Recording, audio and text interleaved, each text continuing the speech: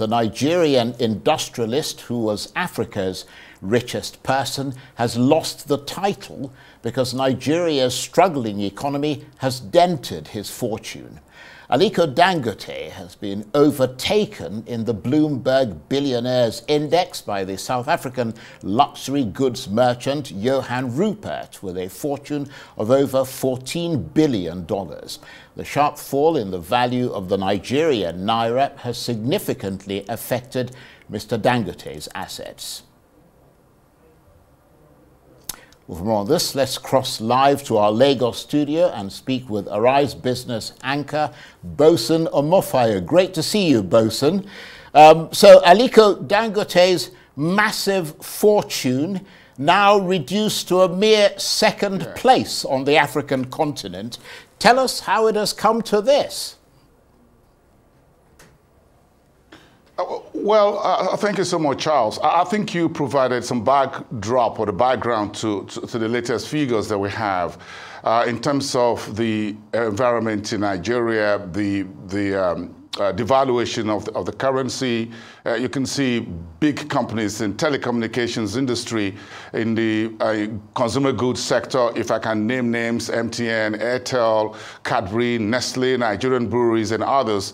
These are behemoth institutions in Nigeria reporting hundreds of billions of naira, hundreds of millions of dollars in losses due to FX for last year into the first half of this year. So you can see that the country is really bleeding, and Dangote, the Africa's richest man, who's got a number of companies listed on the exchange, would definitely be impacted by that. At least there are up to about 5 different companies within the Dangote's family's industry business, Dangote Industries, that are affected by the exchange rate. Then you talk about very high inflation environment. But again, let's take it a bit further, Charles. When you look at the business environment in terms of laws, in terms of taxes, in terms of whether legal or illegal taxes, if you talk about the ease of doing business, Aliko's had to provide electricity for all its cement factories and a few other companies in sugar, in cement, in salt, and all of that. So he's got a whole lot of investments being done here that other billionaires in other parts of the world, especially in South Africa, we're not paying for.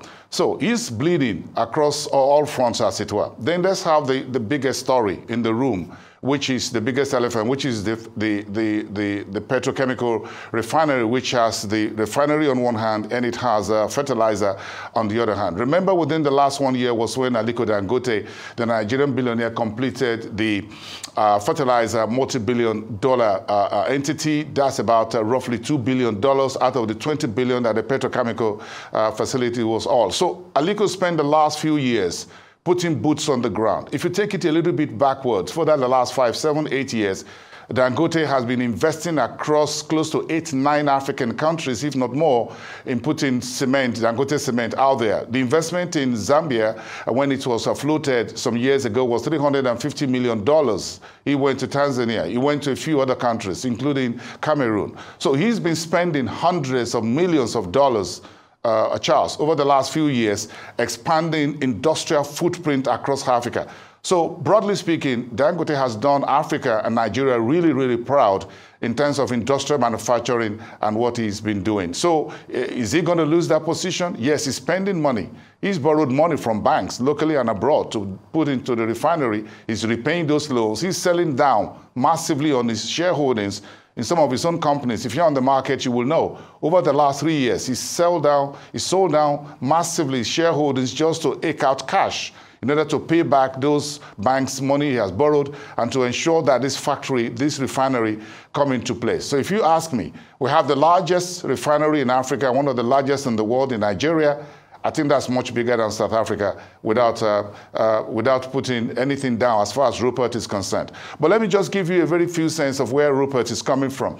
While Aliko Dangote is doing massive industrialization in Nigeria and across Africa, Rupert is in the business of luxury goods. Look at the Richmond industry. What is the story? Let me give you a quick report here from Deloitte, which was released late November last year. The world's luxury goods market, the top 100 companies did $347 billion last year. So if you're talking about Montblanc, if you're talking about Cartier, these are two of the big businesses that the South African billionaire Johann Rupert has. He was a son, the eldest son of a billionaire. So he inherited quite a lot of money. He left university and went into a career in business. Aliko got himself up through the streets, in a manner of speaking, and he's where he is today. So if you look at the luxury good markets recovery, we're talking about 4.7 growth over the last 2-3 years since the end of the pandemic. So the world of luxury goods have grown. That's good news for Johann Rupert in South Africa. So you can see where his money is coming from. People are flying all over the world. Luxury spending is back. People are spending furiously, going through airports, going through hotels and shopping centers around the world. They are buying perfumes, they are buying wristwatches, they are buying everything. So money is coming in hard currency for Rupert, for Johann Rupert in South Africa as a billionaire, while Aliko is going from door to door, trying to raise money to build a refinery, dealing with the exchange rate situation in Nigeria, and dealing with other nuances that are peculiar to Nigeria and the rest of Africa's environment. The bulk of businesses that Rupert has is in South Africa and in Europe. Oh, of course, just to add to it, Rupert, the billionaire, has property in Geneva, has in London. At least I said today, we're not, there's no news that Aliko has any single property anywhere in the world except Nigeria. So give it to him.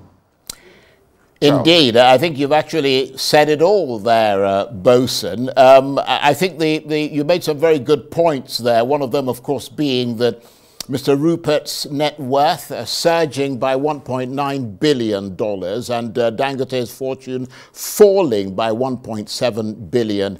But I suppose, Bosun, that Johann Rupert shouldn't get too comfortable with that sort of title of richest person in Africa, should he? Because the title may continue to change hands as market conditions fluctuate. You're very correct, Charles. Market situations will always change. For now, the world is binging on luxury goods. Everyone is picking up anything they can find at airports, in hotels, luxury stores, and everywhere. The rich, the middle class, in many countries, they are spending right now out of the pandemic. Everyone is happy to be back to go to hotels, travel, leisure, stocks everywhere are booming. The fashion industry is booming. You know that, Charles. If you look at the red carpet around the world, these are folks in business, in entertainment, in fashion, and music, in video, whatever, movies. All of these are folks who buy luxury goods in pure hard currency, which is the US dollar. So give it to Rupert. He's in money right now. He's the one smiling to the banks. But Aliko Dangote is investing, and then we should give it to him. He's investing for tomorrow, not just of Nigeria, for the entire Africa. What he's putting together is what will benefit the entire African continent. Right now, he's the iconic man, industrialist on the African continent. So he's putting boots on the ground. He's spending personal money and borrowing funds to industrialize Africa. That is the man we should clap for. That's the man we should say thank you for doing a good job. He's creating jobs. He's not selling luxury goods. He's selling cement that is needed to build roads, schools, hospitals for women, children. He's supporting the COVID-19 pandemic. And I'm sure some of us still remember how much he donated to Nigeria's health and Afrexim Bank and others during the COVID-19 pandemic. So he's the boot on the ground. He's supporting those Nigerians, millions of Nigerians who are going through insurgency. We can see it on television. He's distributing rice and a few other things to them. He's spending money. The situation here is very critical. He's also spending money in other areas as well that are called the CSR. He's building roads in partnership with the government. He's building some on his own. He's supporting schools and others.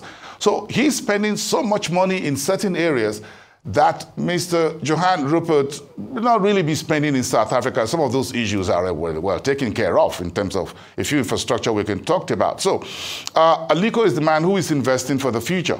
And I'm sure, like you rightly put it, market situations do change. If this refinery goes 100% on stream, he continues to expand other industrial concerns that he has, you will see this fortune come back. But what does this tell us? We need to make our business environment a lot easier for our billionaires and others, including small-scale entrepreneurs and women. It's not only about Dangote. We need to ease of doing business in Nigeria. We need to get our exchange rate back to a predictable level. We need to get things up to a level in which our businesses, we can create more millionaires and billionaires, as the case may be, and not just Aliko Dangote and a few others, those who are doing real businesses and supporting Africa. These are the people we need to support. We need to praise Aliko, even though he has lost the #1 position as Africa's richest man. I'm sure he has done a whole lot, and Africa will say thank you to him in the years and decades ahead. Indeed, Nigeria should be the one to do that first. And it remains for us to say thank you to you, Bosun. Bosun Omofaye is Arise business anchor. He was talking to me from our studios in Lagos. And don't forget that Bosun will be back immediately after this program with Arise Exchange, coming from our studios in Lagos. That's in the next, 20 minutes or so. Bosun, thank you ever so much. And speak to you soon, mate. Thank you.